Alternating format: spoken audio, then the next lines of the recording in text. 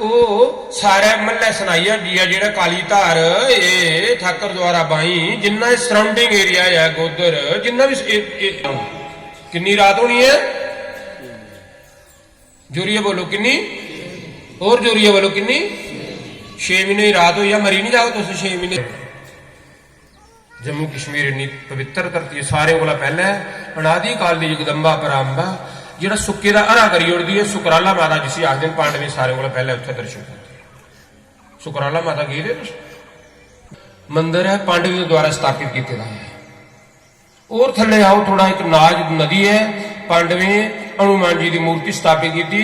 2 पत्थर ने इन्ने इन्ने बिल्कुल जिन्ना एक पोटा होंदा है नह होंदा है इन्ने इन्ने पोटे के उपर पत्थर जिन्ना मर्जी फ्लड हाड़ आवे बाढ़ आवे वो हनुमान जी की मूर्ति हिलदी नहीं है अर्जुन ने वो पत्थर विच उकेरी ही मूर्ति अर्जुन ने उस वेले द्वापर युग दे विच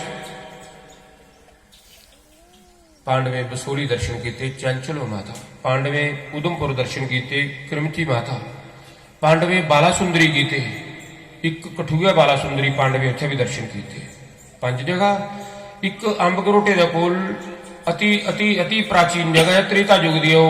पांडवे की बनाई दी नहीं सिर्फ दर्शन करने आए हो उसी शिवा माता बोलते बना करते है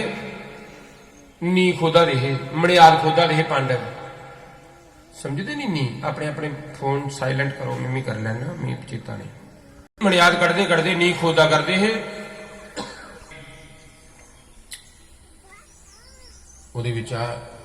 एक चंदन की चौकी मिली बोलो मिट्टी चढ़े जिले चंदन की चौकी निकली पांडव ने सोचा और दूए बारी खोदी जिले नी खोदन लगे ना वो एक केसर की कौली निकली बोलो मिट्टी में केसर खराब नहीं हो जाता सब कुछ मां दसना चाहती है पांडवी की निकली चंदन की चौकी और केसर दी परी दी कौली निकली बोलो निकल ही सकती है जमीन विचा ते एक कौली निकली लौंग लाचियां सुपारी निकली सकते हैं बोलो मेरी जिस वेले उन्हें नी कड्डन लगे एक गंगा जल दी एक गागर एक पानी निकले आदि बोलो जमीन दे विच पानी ते है खोदन लगते ना नी खोदे खोदे एक बड़ी सुंदर बड़ी शैल निहारी काली माता की मूर्ति निकली आई पत्थर की मूर्ति निकली जिन्ना पत्थर की मूर्ति निकली पांडवें की चेता ही पिया पांडवें सोचा है असे माता का निरादर किया है माता की मन्या ने हा बसमी कुरियात में भस्म करी होनी है जेड़ा मनदा नहीं मिली है जिले मूर्ति निकली मूर्ति कोई बोलती थोड़ी है पत्थर की मूर्ति बोल कोई है मूर्ति बोलने नहीं पी पांडवे का उस वेले बोलने नहीं पी पांडवे सामने ये पांडवो मेरी शरण आई है तुम जाओ पांडवो इस मूर्ति की करो गंगा जल कने स्नान कराओ तुस पांडव द्वापर युग विच होए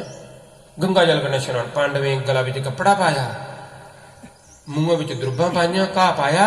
पांडव नतमस्तक होइए दंडवत प्रणाम करदे ने पांडव